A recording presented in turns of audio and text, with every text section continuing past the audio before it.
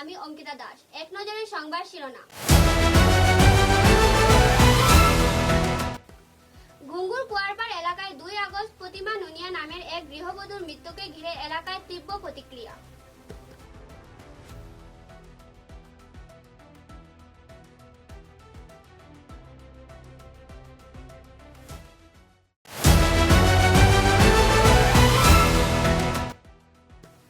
কোমরে সন্তান বেঁধে বরাক নদীতে ঝাঁপ, অবশেষে কাছাড়ের গণির গ্রামে উদ্ধার মা ও শিশুর মৃতদেহ।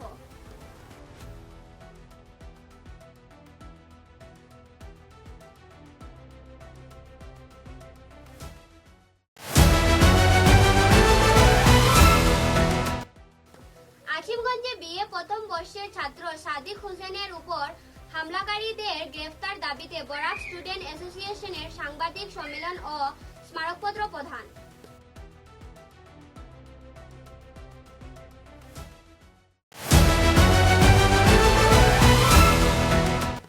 গড়েরবন জগন্নাথ ক্লাবের উদ্যোগে আয়োজিত এসবিআই নকআউট ফুটবল টুর্নামেন্ট এ 2-0 গোলে চ্যাম্পিয়ন লাঠিগ্রাম আজাদুল টিম।